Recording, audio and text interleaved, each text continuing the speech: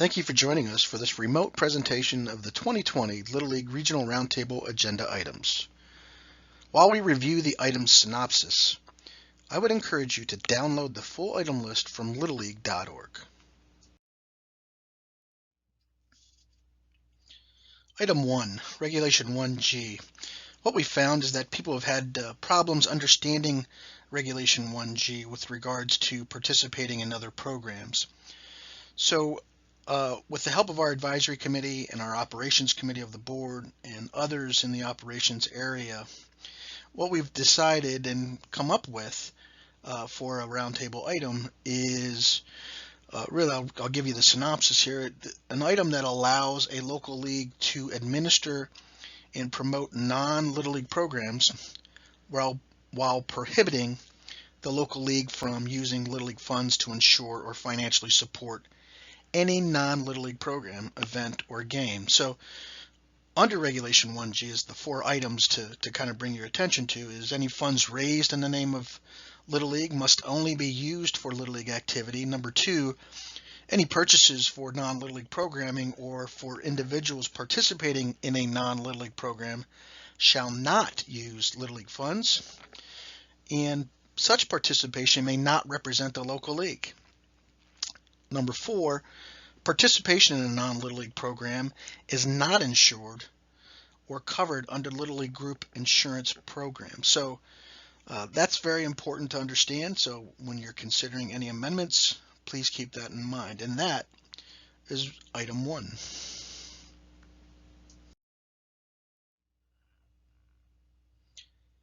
Item 2 has to do with Regulation 3A in terms of roster sizes. So the item talks about no team may have more than 15 players nor less than 9, and that's the change on a team. So for Little League, majors, intermediate, 50, 70, junior and senior, again, baseball and softball for junior and senior and Little League majors, 9 is essentially the minimum, right? Because you'd have to have 9 on a roster.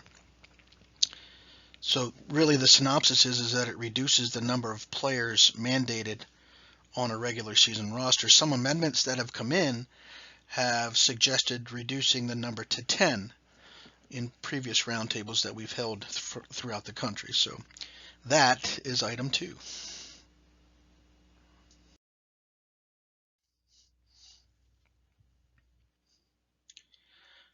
Item 3 has to do with Regulation 4I and Tournament Rule 9, mandatory play. Essentially, it revises mandatory play to require a player to run the bases after they're at bat, if they reach base, until they are retired, score, or the inning or game ends.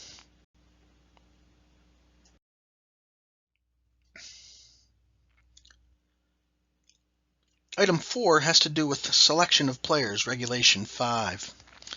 It essentially permits local leagues to utilize age-appropriate minor league players for a player pool that could supplement the major division. All minor league players would need to be assessed capable to participate at the major league division before being placed in the pool and being called to participate within the major league or the major division by the player agent. So very similar to the senior league pool that we've had in the past. We're just simply utilizing that for majors and having a minor league pool. That is item 4.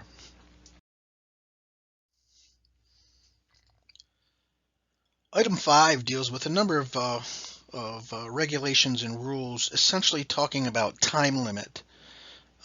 In the past, we've had leagues that have used a time limit that have not quite gotten to regulation, and they've wanted to use those games as to count towards their tournament participation. So really, this item 5 outlines and allows a local league to establish time limits for games, regardless of the number of innings played, that will still qualify towards regular season games played as a player's tournament eligibility. Right now we have an hour 45 as the time There have been others that have looked at the older divisions and suggested 2 to 2 hours and 15 minutes. So that would be something to consider with your amendments if you have a thought process behind that. So that is item 5.